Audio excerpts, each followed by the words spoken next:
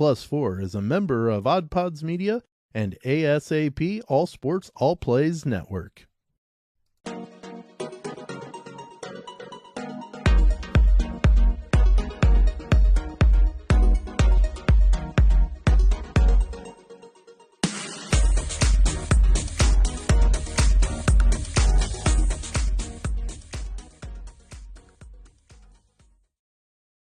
Welcome into Big 10 plus 4. Sam, we got to reel you back in there, man. I know. The music does get to you, though. I completely get it. Wake up. That's Sam Sprugger. I'm Dalton Shetler. This is Big 10 plus 4. If you're new to the program, we're college sports with a Midwest perspective, blue collar and blue blood, and we're kind of drinking tears here this week because the Big 10 didn't do so well in the big dance. And, of course, Sam Sprunger, if you are new to the program, is a big Purdue. Yes, shame on you. But big Purdue fan. And, of course, a Purdue Boilermakers. Looked like there was a door open for Purdue to maybe make something special happen. And instead, it's a bow out in the Sweet 16 to St. Peter's. We haven't been able to talk with Sam on air since. So does this next hour just need to be a therapy session? Well, are you grieving? You might not hear much from me.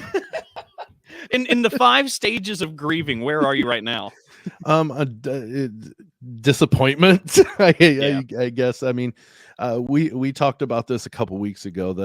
I said that the biggest disappointment for this season would be Purdue not winning a Big Ten championship. Mm-hmm. And the bounces went where they went, and they didn't get that. And you're right, that the doors opened up with St. Peter's beating Kentucky. I had them losing or beating Kentucky anyways, but that's not the point. It kind of made it a lot more like, oh, hey, this could actually happen. And then Friday night happened, and you've got the referees are never going to be the reason why a team loses ever. It doesn't matter if it's a blatant blown call that leads to the points that beat you. There's something that could have happened prior to in the game that would have made that null and void. So yeah, there were a couple of calls that should have went for Purdue. There was one that Jaden Ivey was dribbling around a guy, and he got his arm pulled back by the guy that he was passing, and then he dribbled it out of bounds, and they called it out of bounds on Purdue going the other way. That was at a crucial point. But you know what? They were up at 8 points at one point. And North Carolina showed that it was very possible to put your foot on the throat and keep it there and keep crushing it. Mm-hmm. Purdue didn't. So while I am an absolute Purdue homer, I also am at least logical enough to understand that while those calls could have went Purdue's way and made a difference, it shouldn't have made a difference. And I think that's the right way to look at this and the game. I've been, and I'm not by any means a Purdue fan or have interest in Purdue, but I've been in disbelief, I suppose, of the ending of the season, just because before the year, if I come to you and I tell you, hey, Jaden Ivey, you got a top 5 player in the NBA draft. Zach Edey is going to be so much improved that he's going to be a second-team All-Big Ten player. Travion Williams is going to be the same Travion Williams you've had for years. Sasha Stefanovic will shoot better than 40% this season from 3, and you're not going to raise a single banner. You're not going to win the Big Ten regular season. And you're not making it to even the Elite 8. Yeah, you're not winning the regular season. You're not going to win the tourney, and you're only going to the Sweet 16. Like, that would be news that would be rejected immediately before the season because of how much talent was on this roster. And you're right. And I suppose this is where it gets weird for me to try and evaluate and come down with any kind of judgment on the Purdue season, because 4 of those losses are by a game winner. So it's just a ball bouncing a different direction changes everything for the season. So how do you really come down and drop a hammer on a team when that's the case? But this is a disappointing season for Purdue. Like, both of those things can be true. You can be nuanced in the conversation and understand, like, yeah, it just didn't go Purdue's way. And also Purdue just really didn't seize the opportunity it had in front of itself. Well, and it's one of those that you can be disappointed in the season, but not say it's a disappointing team Correct. because Yes. because like you said, those bounces go differently. That's a different outcome in the regular season. Yep. That probably gives them a different route to the championship. Maybe they play Iowa, or Iowa plays somebody that Purdue played and they shock them. If Wisconsin doesn't bank 2 shots in the final 30 seconds, I mean, in talking about just bounce it like that gives Purdue a banner. Like if that doesn't happen, like that's how crazy this is.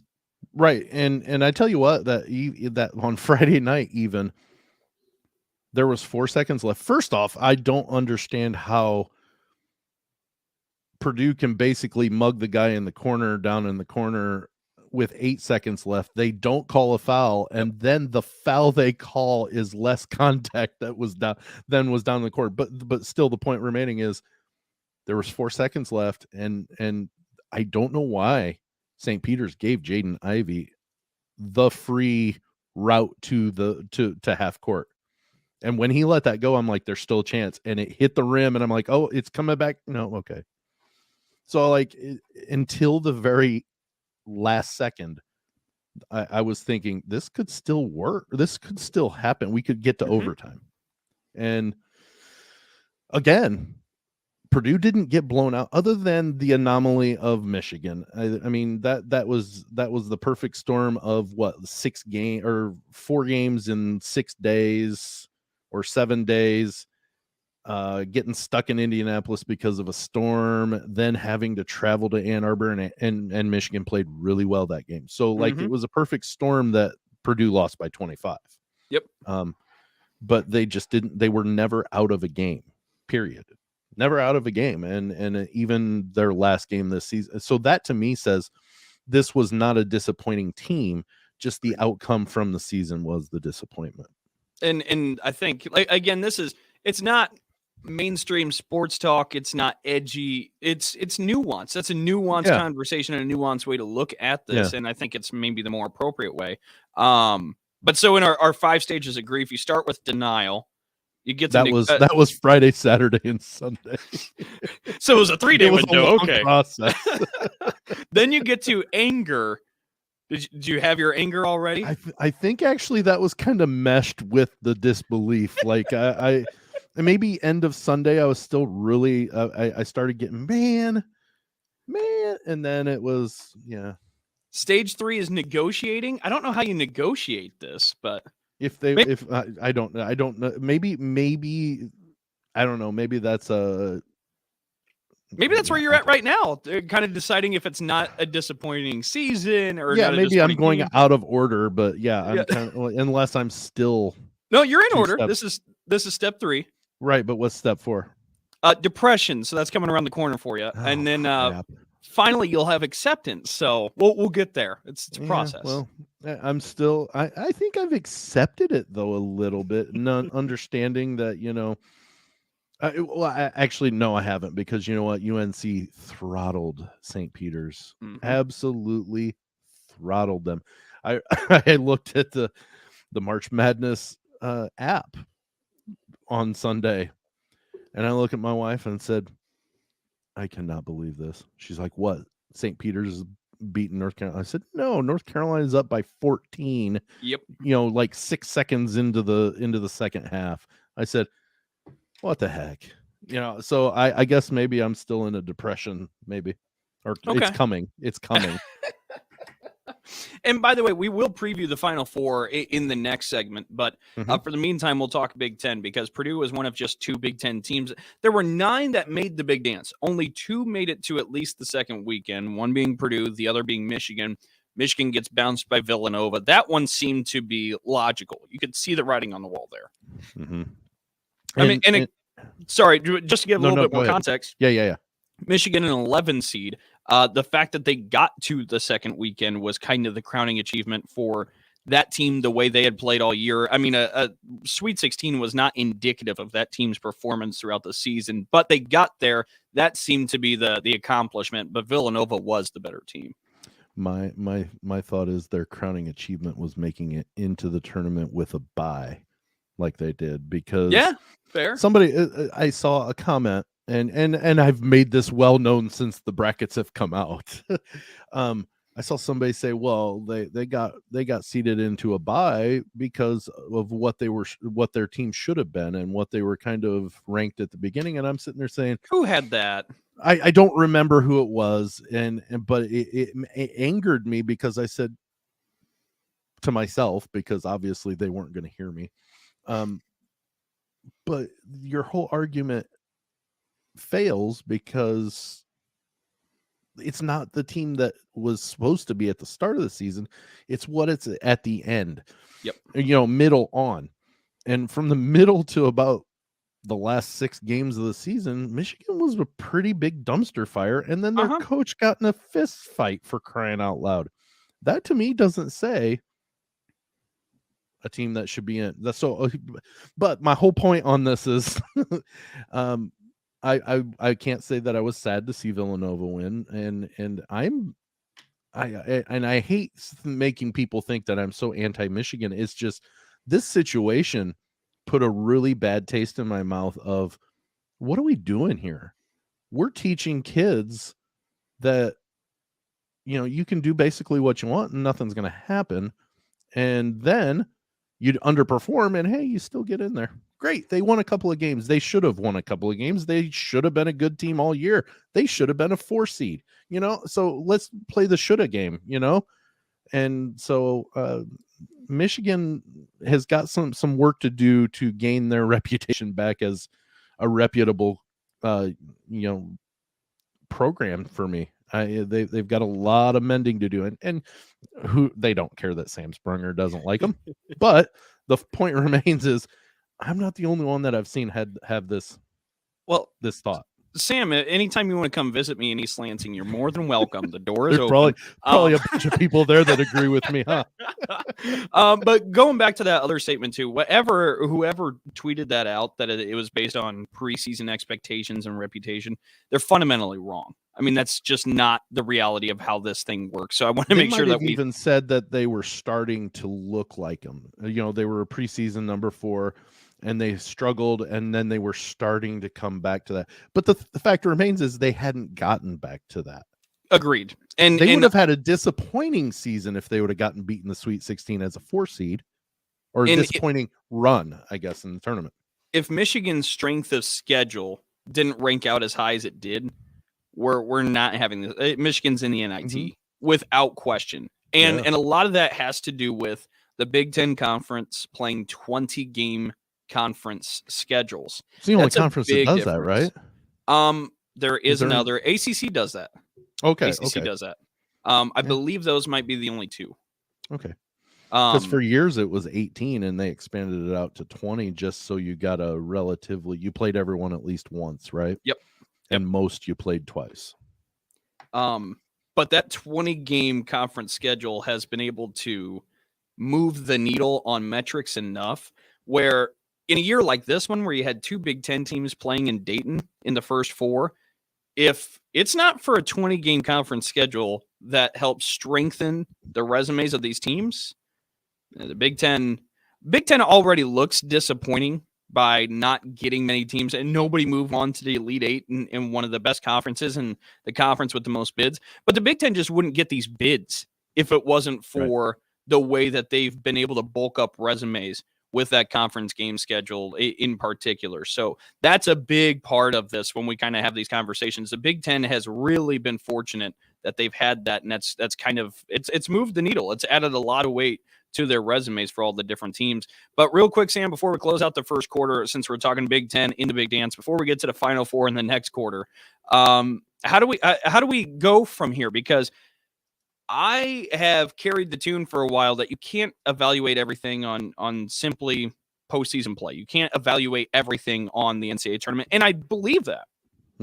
But I also don't have an answer to how you can. I feel like the Big Ten, like the NCAA tournament, is just a big shotgun, right? And the Big Ten uses birdshot. They shoot out a ton of different bullets everywhere. You get 9 bids, and nothing's hitting. Like I can't even start to fathom a response or an answer as to why the Big Ten struggles so much in the Big Dance in the last few years. And I don't think it means it's a bad conference, but I also don't really know what it means going forward and how the Big Ten changes it. Well, I'm certainly not going to go the Bruce Pearl route saying, well, we just beat up each other during the conference season so bad Right. that when we get to the tournament, it's a disappointment. No, you're right. It's a big shotgun, the tournament.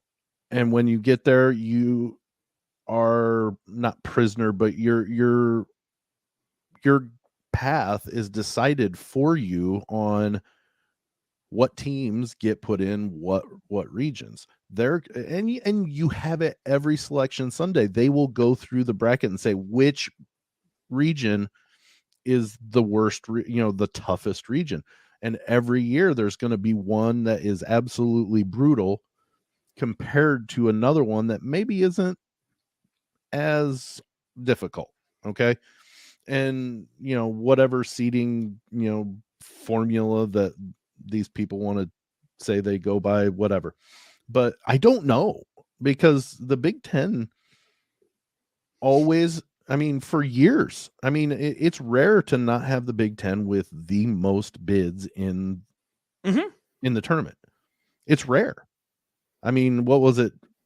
A few years back, they got 10 in, didn't they? Mm-hmm. So, that's all but 4 of your teams were worthy enough, according to the metrics or the formulas, that they should be. So I don't know, because it's not like you can play a harder preseason schedule, because you already have Michigan. Well, some teams can. Don't get me wrong. Some teams can. But, like this year, Purdue played North Carolina and Villanova. They beat them both. Well, and that's the thing too, and those are part of both the Big Ten and ACC Challenge and the Gavitt games, which is Big Ten versus Big East.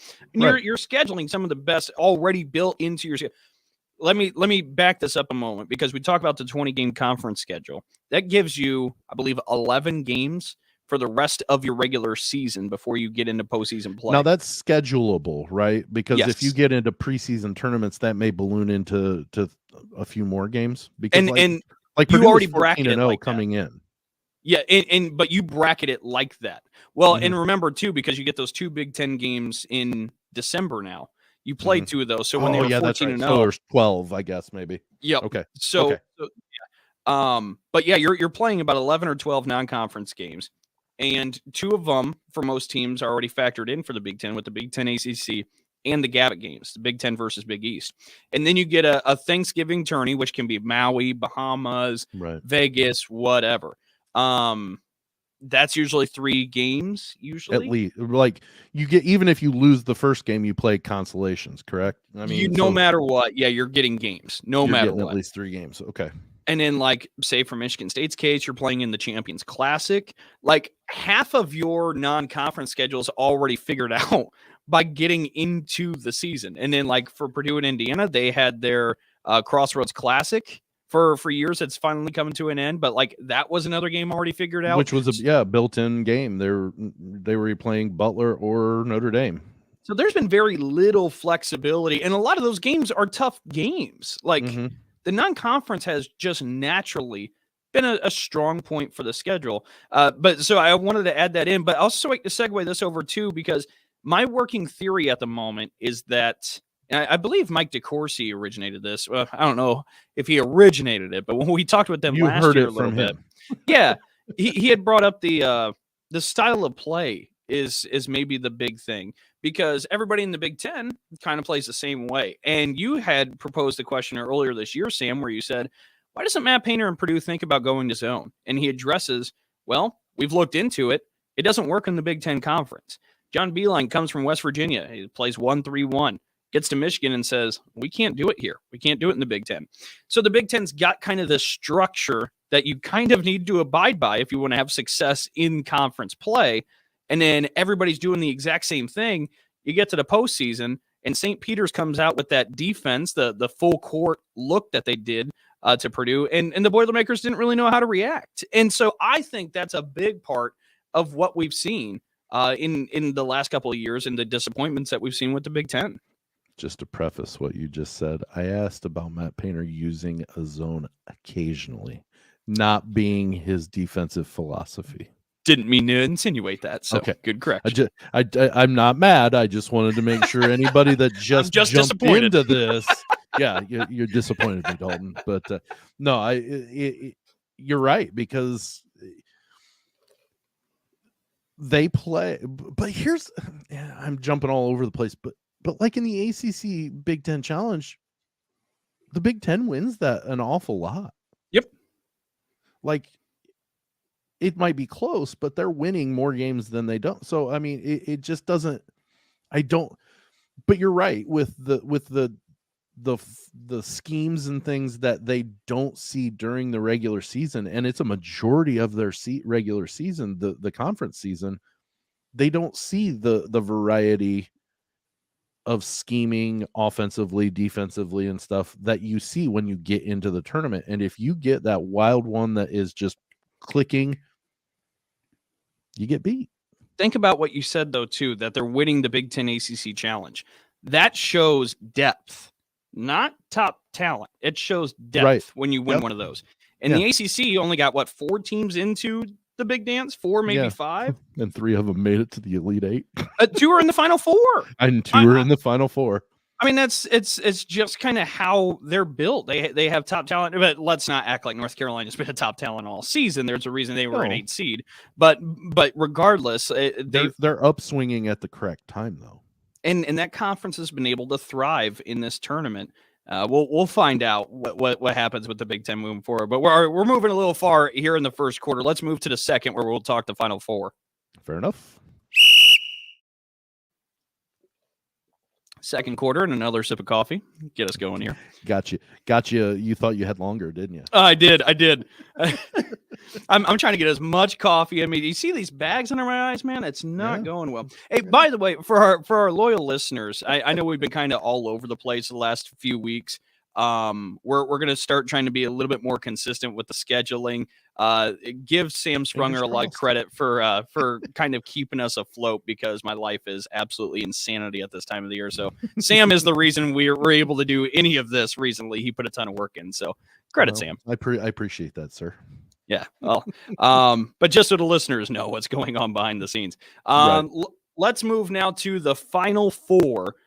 You have Duke, North Carolina. As Sam's already thrown it up down below. Kansas and Villanova in the other semifinal. This is fascinating, because you ended up in a year where everybody was saying there's so much parity. Who knows who's going to get to the Final 4? Duke, North Carolina, Kansas, Villanova. Okay, awesome. You have 4 blue bloods playing here in the Final 4. Can it get any blue bloodier than this? And I heard somebody say, well, Villanova's not a blue blood. Are you kidding me? At this point, I think they are. I think I'm ready to stamp that. Are you with me on that too? Yeah, absolutely. Yeah. Let's think about this. If they win the national title this year, that will be 3 in 6 seasons. I want to say there's only one other team that's done that, and I believe, I don't remember what it was. Well, it depends the time frame, because UCLA and Wood most certainly. Right. I'm talking about in the more modern era. There was one that I'm like, of course, then they're blue blood. And 3 in 6 seasons is just amazing to me. So I'm trying to run through it in my head, and I really don't want to make this uninteresting for the listeners, but well, we can watch the smoke. 21 Baylor, 19 or 20 no tourney, 2019 Virginia, 2018 Villanova, 17 North Carolina, 16 Nova, 15 It might Duke, even be Duke, 14 UConn, 13 Louisville, 12 Kentucky, 11 UConn. I'm talking 10 90s, Duke. though. I know 09. I'm talking while you're thinking. Okay. I'm thinking enough. 90s, because Duke won back-to-back, and then I think maybe they won a couple years later, maybe, or within that 4-year period. So it might have been Duke in the 90s. Like that is, you're in for the long haul. I don't care what you say. That's one hell of a program. Why don't we talk about Villanova and Jay Wright more? It's our show. Well, I know you're talking overall. Yeah, collectively, like as a sports and society and basketball community, Jay Wright, and we talk about maybe 3 titles in 6 years. This would be the 5th tournament. There was one tournament that didn't get played in that time span in 20. Yeah. So, I mean, I don't understand when we're talking about Villanova, a school and a program that wasn't traditionally funded as well as many of the other powers, and Jay Wright has taken it, and lifted it off because, I mean, really the shining moment that Villanova had was 1985, and it felt kind of like a blip. Like that was the moment on the national stage where they upset felt like Georgetown. NC State. That kind of moment to where like they were really good for a year, and then after that they just kind of went into the void. And so then here comes Jay Wright, and he's put together a culture now that has got this team in 3 Final Fours in the last 5 tourneys, and they've won 2 of those national championships. Might have the greatest shot in national championship history. Was that Brunson? Chris Jenkins. Yeah, but I think Brunson was on that team. Yeah, I watched that, and it amazed me that when he hit that shot, the commentators didn't explode as much. It was not Gus Johnson, because Gus Johnson would have lost his ever-loving mind had he been announcing that.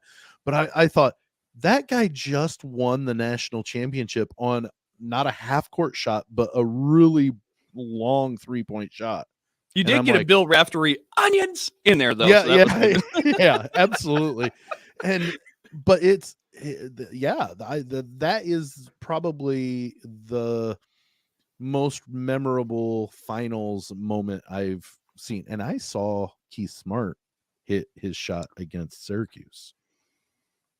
I don't have granted, I was only 5, but I do remember watching it and thinking, wow, he just did. And then, of course, orange is my favorite color, and that is when I started disliking IU. Believe it or not, that is the moment I stopped liking IU. And I'm sitting there yelling at the television with my dad sitting there going, they can't hear you. Call timeout, because Keith Smart hit that shot with 4 seconds left. Yes. And then Syracuse didn't call timeout until 1 second left. And I'm sitting there screaming. And I was 5. Jim Boeheim was a little bit older than that. It's funny though how those memories kind of stamp like that, and little known fact too, Keith Smart's shot that was the first tournament that had one shining moment to play after it too. And so I believe it was the first or second one that had a 3-point line. That's 87. I think the 3-point line might have came in a little bit before that. I don't know. You might be right, but I was thinking it was like 85 or 86 that they incorporated the 3-point line. Well, I'll tell you what. I'll start digging down the research trail, but let's start Duke, North Carolina a little bit here, because this is the first time you have Coach K against North Carolina in the NCAA tournament. It's kind of amazing that we went 42 years of Coach K and we've never seen this happen. But we finally have it. Is it a little bit of revenge tour for Coach K and the Blue Devils to pay back? How do you see this? Well, I've heard, in the along the grapevine that there's some sort of conspiracy theory that might be out there that is all designed to send Coach K out on a high note. And what better way do you need than Yeah. Thank you. What better way for that to be so than for him to play North Carolina in the Final Four, beat them, and then beat one of the other 2. And it would then be fitting that everybody was saying, man, it's going to be we just don't know who's going to be in the Final Four. But then you get 4 of the top programs in college basketball still there. It's playing out too well, and it's almost too much with the storylines. If you wrote this out into a fictional story, movie companies would be just absolutely telling you to get out because. But I have been playing around with a buddy of mine's and me have been playing around with what the title of the movie is going to be. We came up with Silent K, I think, is what it. Silent K. Okay. Maybe, and the unspoken conspiracy of how Duke won the national title in Coach K's last season. Silent K. Oh, I kind of like that. I can rock with that. You got me on board. Yeah, there we go. Yeah, good. You can be the narrator. That's funny. No, I honestly, I don't see. North Carolina's playing really, really well. Yep. They're playing amazing. I mean, they have held. I do believe it's a 20-point lead in every game that they've played so far in the tournament. I think that would be correct because they defeated Marquette by 30 something, and that was when my eyebrows went up, and I was like, "Whoa, okay, that was in an 8-9 game." Yeah, then they had Baylor down 25 before Baylor stormed back. All the way back. All the way back. I don't remember who they played after that. I'm blanking on it. I am too. Hang on, I'll find it. But then St. Peter's, I mean, shoot, St. Peter, the game against St. Peter's, there was no hope for them. Like I think they said the first, excuse me, somebody said before the first or at the first media timeout, the clock had struck midnight. Like that, it was just apparent that North Carolina was not going to let that come back. So happen. North Carolina beat UCLA in the Sweet 16. Oh yeah, that's right, and they thumped them pretty hard too. Yeah, it's just they're playing so well, but it plays out. Yes, Duke's going to play tight. It's just a matter of how long they're going to remain tight, because they know they're in the Final Four, A, and B, this very well could be Coach K's last game. And do they allow North Carolina to be that last game?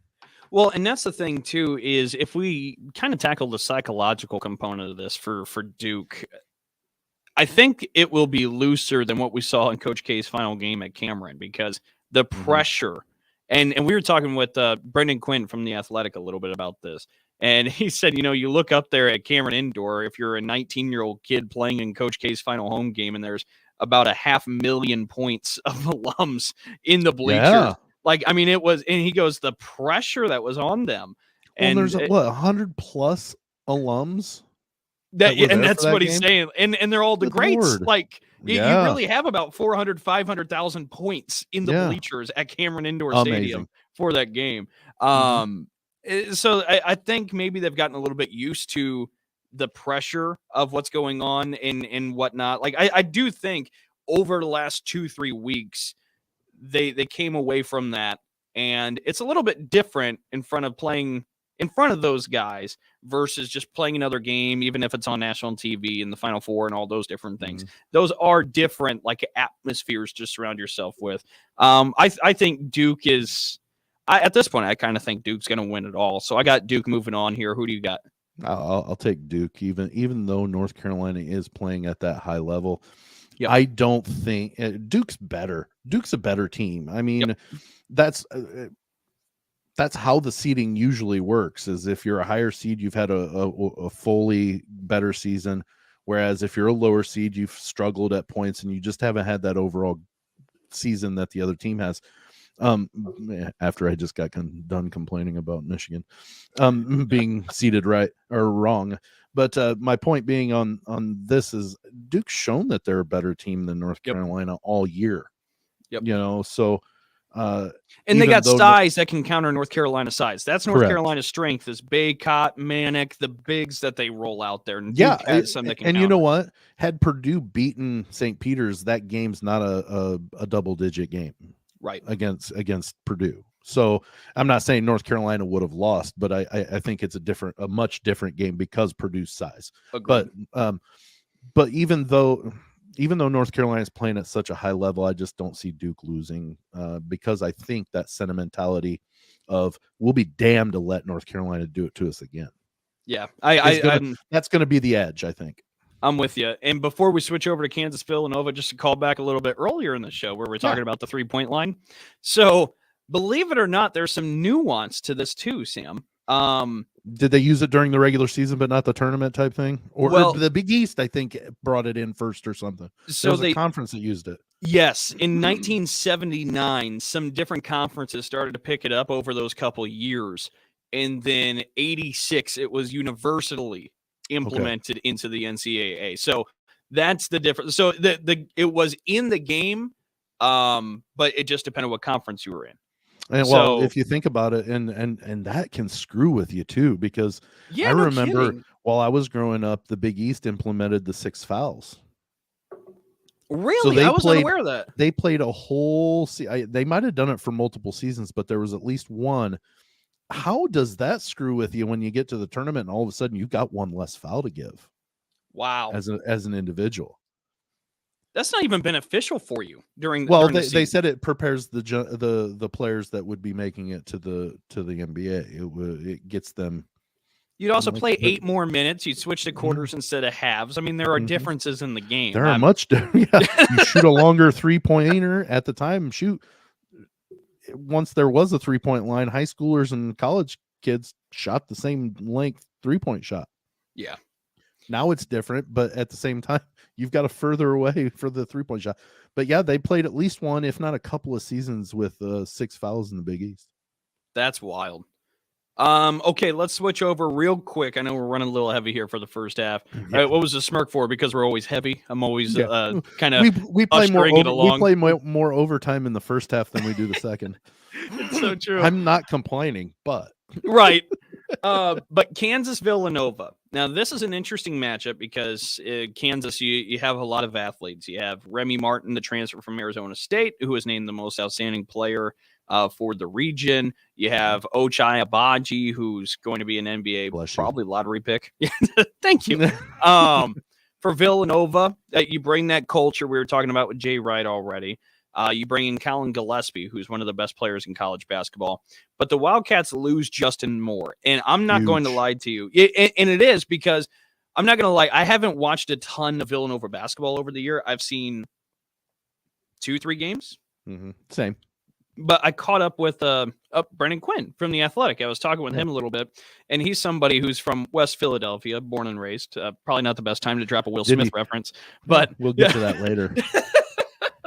Okay. Foreshadowing right there. Wink, wink, nudge, nudge. Yeah. Maybe fourth quarter. Yeah, maybe. But nonetheless, we were talking a little bit because he's got Philly roots and kind of has followed Villanova basketball. Well, he follows everybody, but my point being he understands Villanova you follow basketball. Everybody, but you have more roots in East Lansing than anywhere else. So that's allowed. I mean, and I'm Big Ten pretty centric. I don't. Right. I poke my head out of the hole a little bit and see what's going on somewhere You're like else. Puxatawny Phil. Kinda, yeah. That's how I look around and you see other teams and go, "Oh, there's still 6 weeks left." Yep, pretty much. I love that analogy, actually. But regardless, I was talking with him a little bit about Villanova and this year's team, and he explained that Justin Moore is such an essential and vital piece to what the Wildcats do because he does it all. He does everything for this team. And he goes, at this point, if you're Villanova, you just have to hope to try and bridge the gap was the word he used and kind of piecemeal it back together to keep this thing afloat. With the understanding of how significant that loss is of Justin Moore for Villanova, I'm going Kansas. Here's the thing. From what I understand, and again, I haven't watched much Kansas either. Kansas kind of overachieved, even though they're a 1 seed. They've kind of overachieved with what they've done this year. Being a 1 seed is kind of that overachievement, even. Mm-hmm. I really like Jay Wright. We just talked about that. If you were to make a, I mean, let's put this into context. Hardly anybody would say that John Calipari is not a great coach, one of the best in the country. It's been what, 12 years since Kentucky, at least 10 years since Kentucky won a national title. Jay Wright's won almost, if he wins this year, will be 3 in half that many years, basically. Yep. So if you were to make a Mount Rushmore of coaches, current coaches, Jay Wright's one of them. I put a lot of stock in coaches who have, done great things. Coach Izzo, Coach K. Jay Wright's one of those coaches that you don't count them out necessarily. because they know how to bridge the gap. Once Coach K retires, Jay Wright might just be the best coach in college basketball. I wouldn't argue that in the least. Like, that's fair. Yeah. And with that, I still think Kansas. I'm not gonna lie, because I think that injury is huge, and I having looked into it, kind of the people that are going to step up and take his place, they've been injured. Yep. So like they're a walking mash unit right now. It's true. Where I just don't know that they've got enough to beat Kansas. And that will make my 6-year-old very happy because he picked Kansas at the beginning of the tournament. So you got Duke, Kansas. I got Duke, Kansas. Who do you got winning it? Duke. I do. Yeah, I don't see Kool-aid. I just don't see it. I didn't have the. I had. I think I had Duke lose. Well, I did. I had them losing to Texas Tech. I didn't take into consideration that this had been kind of stewing. Like I don't know that maybe they'd go on this run and kind of have this momentum if they beat North Carolina in that last game. It's true. It's very true. Because I think that lit a fire under him that you were not going to do this to him again. Now look who they're playing in the Final Four. Well, hey, since we won the Final Four game, we might as well win a national title while we're at it. And you paired Duke and Kansas together. I don't think that's a fair fight. I think Duke wins. I mean, I just think they've got better horses. And your point, this group had not been playing this well all year, or else it easily would have been a 1 seed. I mean, they are clicking at the right moment. I like Duke too. For our listeners out there, you can let us know who you like, and we'll let you know how big the percentage of the audience is correct at Big 10 plus 4. Go vote on Twitter. We've listed all 4 teams for the Final Four, and you let us know who ends up winning this thing. Yeah, you've got Duke, North Carolina, Kansas, Villanova. If your choice isn't there, put it in the comments, but you're going to be wrong. Yeah. But and once you've chosen one of those 4, put in the comments why you chose Duke. The Kool-Aid. It's getting around to everybody. I'm going around. I'm driving a truck. I'm dropping off just glasses. Yeah, it's and you know what? With the way this tournament's gone, it very well, since we said Duke, Kansas, it's going to be UNC Villanova. We know it's going to be, and whatever that whatever it is, Yep. But boy, Hubert Davis will be the new king. If he not only spoils Coach K's final home game, but spoils the Final Four season that he's going out on. Hubert Davis will be. Can you imagine how hated he would be at Duke? In Durham? Durham would hate him. Absolutely. He would have to have a security detail with him next year when they go to Durham. It's so true. With that, we're going to hit the halftime break. You are listening to Big 10 plus 4, hosted on Anchor and StreamYard.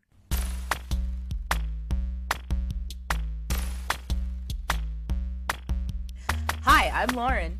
And I'm John. And we host the Beard Owl Podcast, the podcast where we talk about 2 of the greatest things in the world, beer and Weird Al. And a bunch of other stuff. That's right. Do you like nostalgia? Do you like sibling banter? Do you like beer? Do you like Weird Al? Are you human? If you answered yes to any of those questions, give us a listen. Become one of our loyal commenters.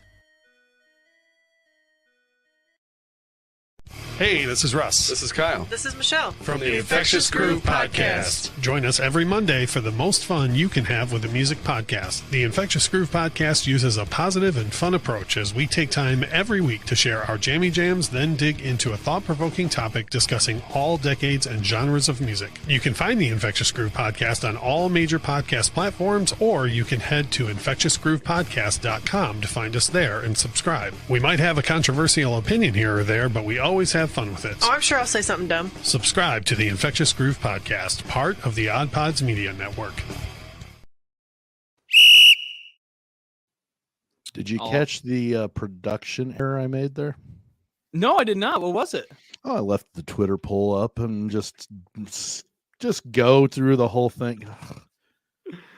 Oh, Go well. vote on if their you're Twitters, not watching, too. if you're not watching, you have no idea what in the world I'm talking to. But if you're watching, you know, you're like, man, Sam, come on, it's early, okay? Get off my back. Sam's having inner monologues with himself. I'm still struggling with my loss. I said I didn't have any pressure, which is correct. I didn't have any pressure because, for one thing, I wasn't playing against St. Peter's. Yep. But I didn't say that I wouldn't be upset about it. Stage 3, still bargaining, guys. He's That's still right. bargaining. Yes. Nonetheless, as we move to the third quarter, something else we wanted to talk about here in this show is transfer portals. And it is really ramping up. I believe there's nearly 1,000 now players in the transfer portal already. I know it's north of 920. By the way, if you're kind of confused, like, where do I kind of keep up to date with what's going on? Verbalcommits.com does a nice job of updating and reporting people going into the transfer portal. And in a site that I use to kind of grade out some of these transfers, Evan Miyakawa does a nice job. He's a metric-based young person who's really kind of starting to make his name in the game. But he's got a rating system that's not subjective for all the different transfers in the transfer portal, but rather it's based on simply efficiency metrics that they use throughout the year. So it can kind of grade out the transfers and kind of keeps you up to date with where they end up. But Beautiful. To bring this conversation home, at the Big Ten, one of the stars of the Big Ten is in the portal. It's down below, as Sam has on your screen. Illinois' Andre Curbelo is in the transfer portal. I saw this news, and I won't lie to you, Sam, didn't have much of a reaction besides, that's about right. And that's not if you think about it, Kofi did it last year. Yeah, true. And the reaction, which is what got him suspended later, because he came back and after he sold some stuff that he had. It's true. And but my reaction wasn't condescending in any way. It wasn't like, oh, this day and age. It wasn't anything besides, this is a young man who struggled with health issues throughout the season last year. And the team had kind of formed, in a sense, without him, not in terms of team camaraderie, but on the court. I mean, Illinois was a different team with Curbelo versus without Curbelo. And I thought that was going to be challenging for Underwood to try and massage and figure out how the pieces work together. And it never came together, partially because Curbelo only practiced like 15 times for Illinois throughout the entire season. So I was not surprised by this. Right there. Yeah. That's where you find your gel. I mean, having been a coach for long enough, I preach to the kids, look, your practice is where you fine tune. You don't fine tune during a game. You're showing off what you've fine tuned in practice during the games. So you need to take the practice time seriously. You need to make the best of the practice time you have. Excuse me. And him only practicing that much, it just didn't allow it. Yep. And I mean, so the young man was benched for the second half against Houston. Yep. And you know what? He could have been an all Big Ten player. That's how good this kid is. And wherever he lands, you're going to watch him and he's going to make plays where your jaw drops and you go, I think that just redefined physics, the pass he made, the vision he has. It's simply phenomenal. And then he's going to make another play, and it's going to be a really bad error. I mean, this is somebody who is extremely creative. He's a painter with the basketball, and you have to give him a long leash and give him the freedom to maximize his capacity and make some of those jaw-dropping plays. And you have to live with some of the bad mistakes he's going to make, because you're going to get both with Andre Curbelo. It's interesting you said painter on the court, because I have the list, excuse me, of schools that he would fit in with. Okay. And there are two Big Ten teams listed on this. I mean, Alabama is on there, Kentucky's on there, Gonzaga is on there. There's a lot of lists or schools that he would fit in well with, because they've got positions available because of players leaving. But the two schools from the Big Ten that are listed are Ohio State, Zed Key. He played with high school ball with Zed Key. That makes a lot of sense to me. And then also Purdue. because that one doesn't make as much sense. But explain. Isaiah Thompson's going into the transfer portal as well. Correct. And the point guard that was just there. God, Purdue's point guard. Who was it? Throughout the year it was Ivy is the problem. Right. But who is supposedly Johnson? Not Johnson. Hunter. Eric Hunter. Thank you, Eric Hunter Jr. He's not going to be there. Well, let's say it this way. I think he's decided he's not coming back because I think he has one more year, or maybe that's Sasha that's got one more year that he decided he's not coming back or something. But they said it even says that Matt Painter does not visit the portal very often, but this could be one that would interest him enough to at least attempt and make some contact to see about whether or not Curbelo would want to come to Purdue. So those two schools are from the Big Ten. Well, the reason why it doesn't make sense to me is because Curbelo is really good in pick and rolls, and I don't picture Zach Edey as somebody you want out setting ball screens. I picture him as somebody you just say, here's the rim, stay within a 5-foot radius here, like camp here. Mm-hmm. We'll feed you down here. Like, so I wouldn't want him moving up and down there in the from the block. I'd want him to stay there is my point. Well, and I know Roosevelt Colvin's son is going to be at Purdue next year. Was it Miles Colvin? Is it next Might year? be. Maybe? Is it next year or the year after? He's going to be there. He's kind of a sizable kid, but I think he's kind of a guard like Curbelo. So maybe it's not something that Painter would even see as something as possible. But it's very interesting. I'm interested to see where Curbelo ends up. Yeah, I'm interested to see that too. And so Curbelo is a big one. And then, of course, you have Joe Toussaint enters the portal, and you got a couple other guys too that really are some big names from the Big Ten. So we'll see. When did this portal become a thing? Honestly, I want to say about 2 or 3 years ago. I was going to say it hasn't, because before it used to be a pain in the butt for a kid to transfer, and if they did, they had to sit out a year. Now it's immediate. Everything with college sports right now is just the wild west. I mean, it is a different day and age. Well, and if they transfer, like I mentioned in the past, Luke Recker transferred from IU to Iowa, and he couldn't even get a scholarship. The Big Ten school could not offer a kid wanting to transfer from a Big Ten school to another a scholarship. He had to go on as a walk-on. Well, that's one of the big complaints you have from coaches right now, is that there's so little structure when it comes to these rules. It used to be a thing that, you're right, you had to sit out a year. There was certain guidelines. Now it's just wild west. Hey, pick your team. I mean, Jalen Coleman-Lands is playing in the Final Four, and this is his 5th basketball team, I think, in college basketball. He started at Illinois. Talk about free agency. Jeez. Yeah, I mean, it's absolutely wild.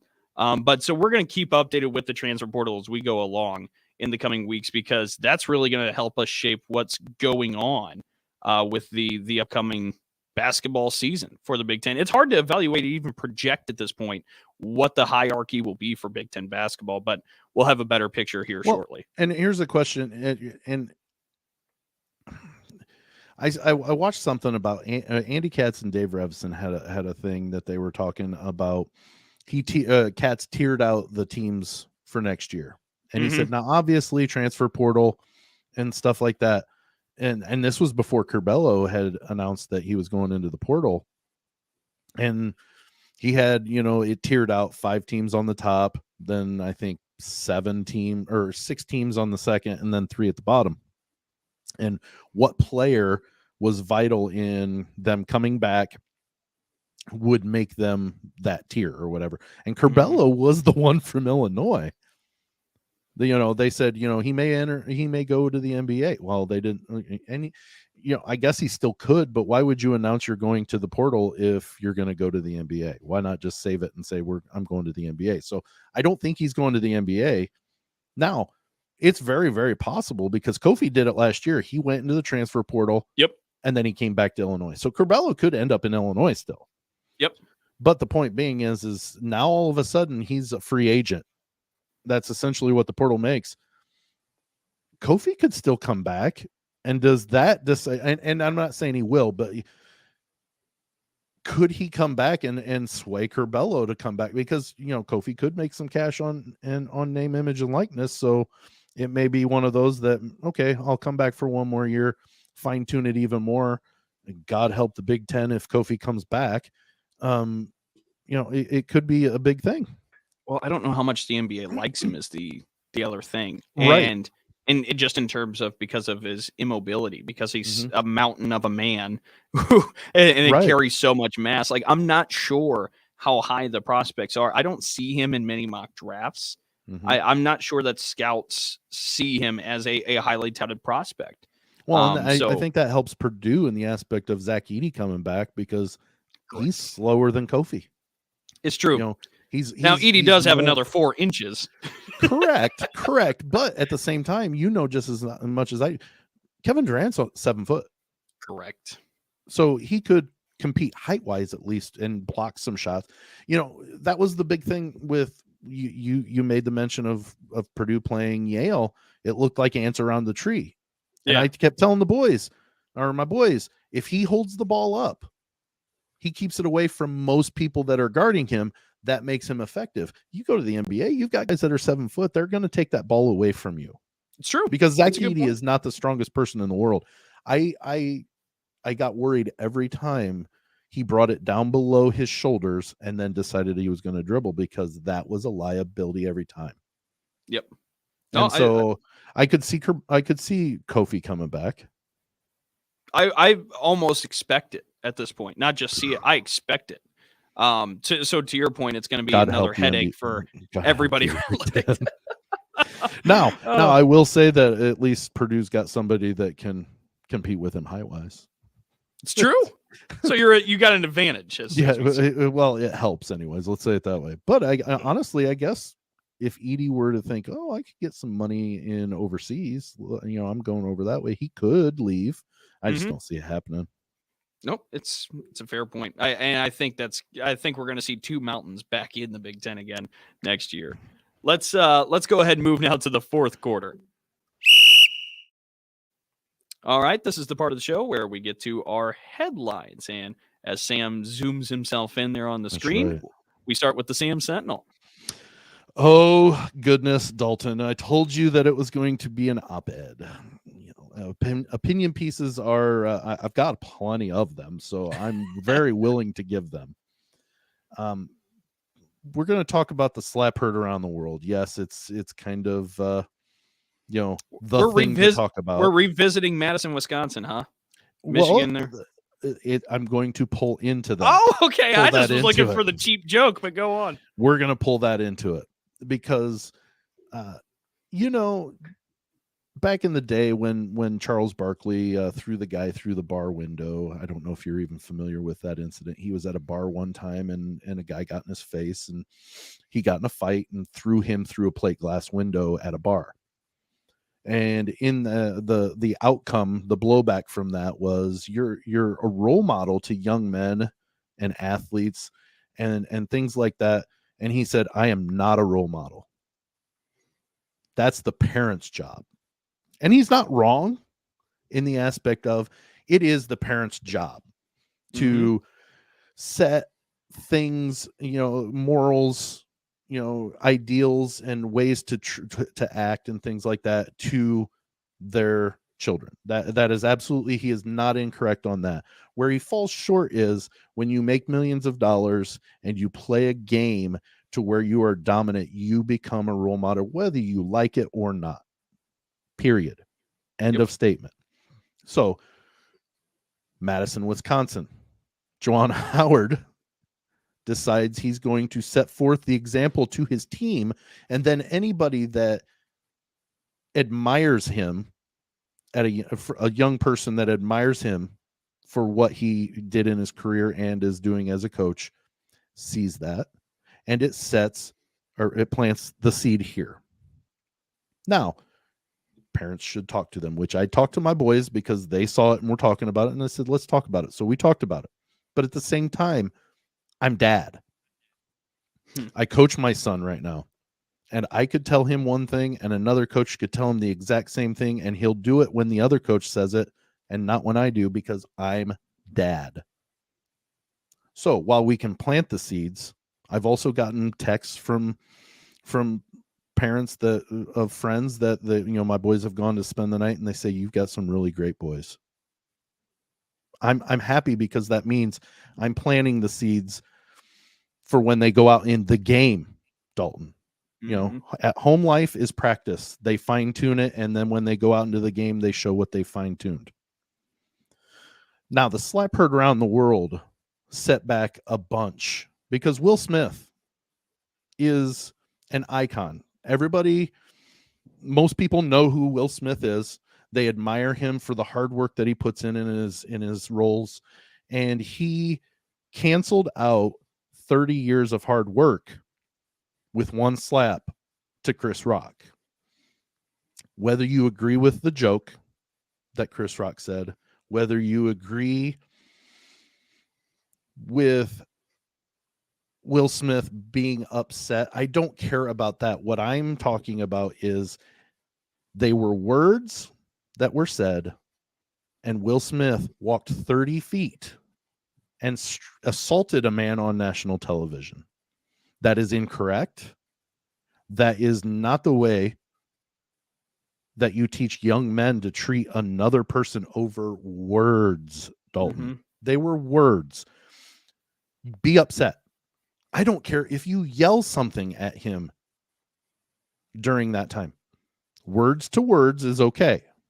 Now, would it have been like, man, you could have waited until afterwards and said, hey, dude, don't ever do that again. But it's never okay to openly assault somebody because you're defending your wife or whatever. Will Smith's a role model. He set forward this whole thing. The rest of his career, it doesn't matter what he does. He will always be remembered for the slap. Yep. To Chris Rock. Now, if you watched the video, Chris Rock, I don't agree maybe with everything that he's ever said. That's not the point. In the moment, he could have went further with it, and you could see him getting ready to say something that could have made things worse, and then he went, nope, not going to do it. He handled it better because a man comes up to me and slaps me over words. I don't know that I'm going to be able to hold it back because that's physical altercation.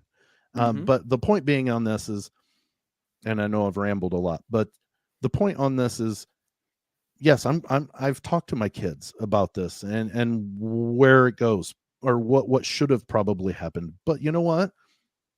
35 feet and you couldn't convince yourself not to touch a man over something that he said?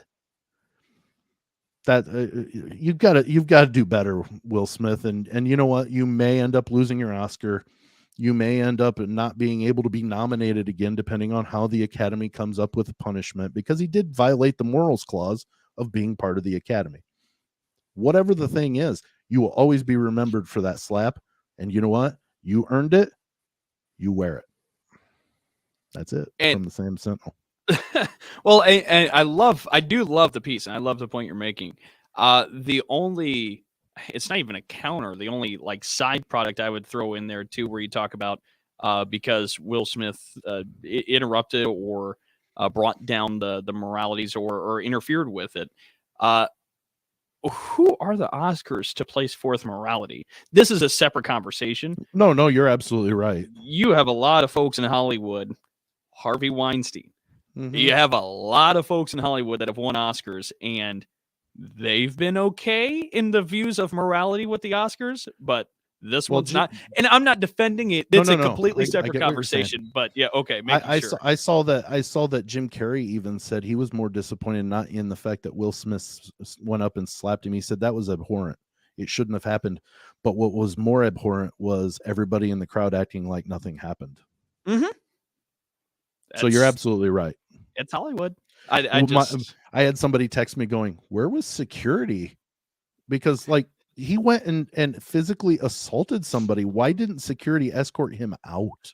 I picture this, that a lot of the folks that were there experienced it kind of like we did, where the first couple of times you watched it on your video, you said, oh, that was a bit, right? Like that wasn't for real, right? Like I think everybody was trying to process that was actually serious for a while. I think that took a while to soak in for everybody, security included at the event. But if it was a bit, don't you think security would have known about it? Well, but what if it was just impromptu and Will Smith just like decided to kind of lean into the bit, like the joke, like, oh, here, I'm gonna mess with you, and like then it just became this thing. Like it felt like something that I think the two comments he made after the fact, I don't. Then yes, agreed. That would have been like, okay, sir, you need to come with us, and yes, you are coming with us. You know, but because he had to stay because he was winning Best Actor. So but here's the I agree, but still, he shouldn't have been there. No, and that's what I mean. That was a sarcastic joke from No, I get it. I get it. Yeah. You know, what would have been more embarrassing? You know, what was more embarrassing, him accepting that after that happened, or him not being there to accept it? Or how about him not apologizing to Chris Rock in his 5-minute long acceptance speech? He only apologized to the Academy. I was like, oof, boy, that's tough. Anywho. Yep. Anyways, yeah. Let's move along off of that one. Jeez, I'm such a downer.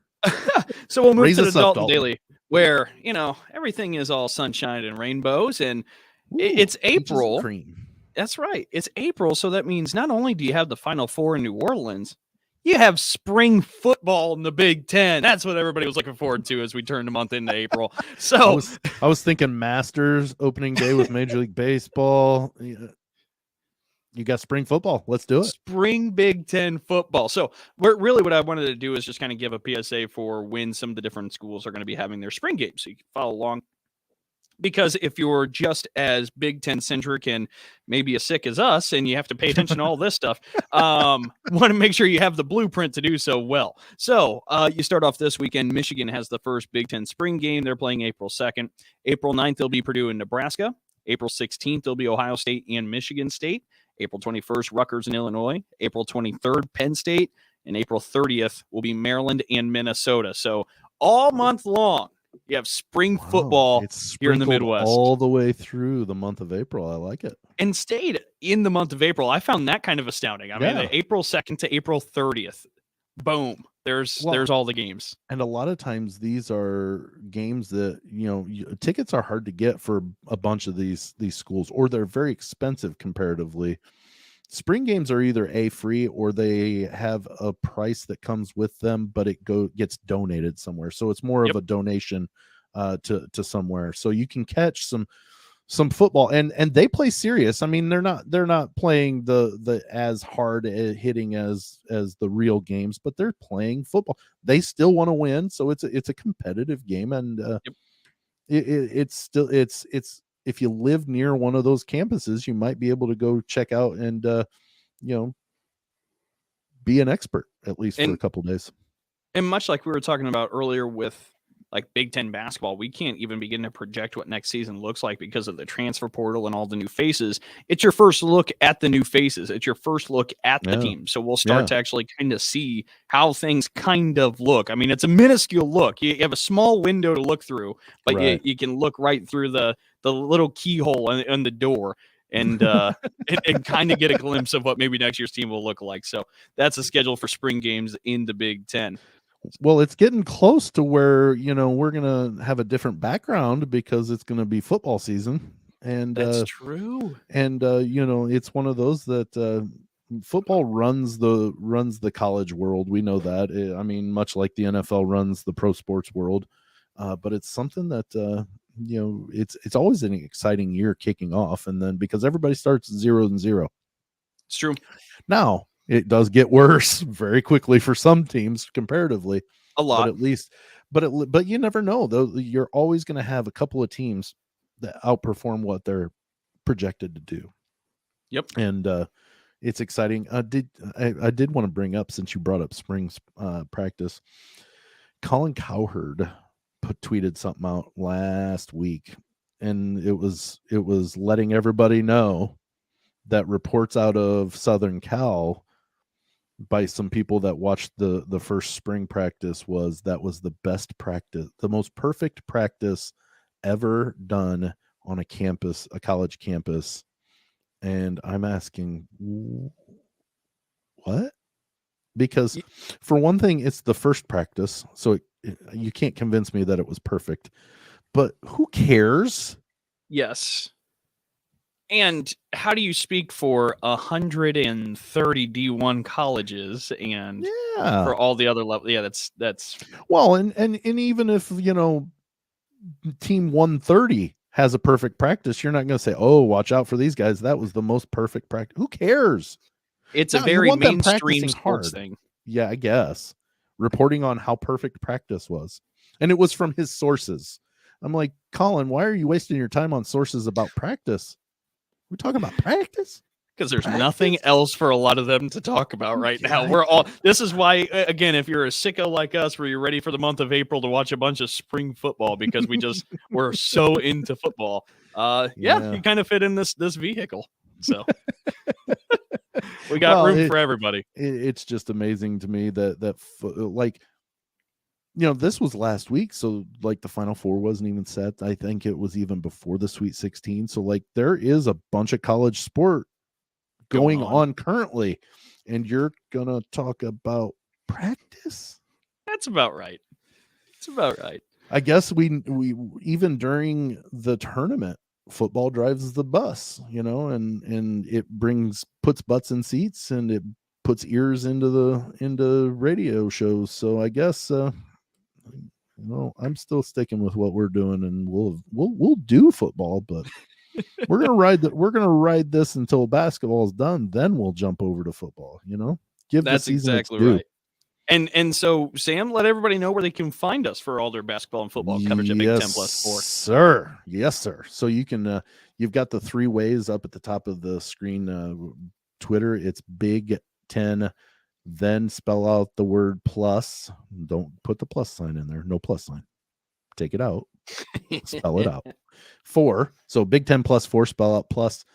Big 10+4 on Facebook. Go to oddpodsmedia.com. We are on the ASAP network with our stream.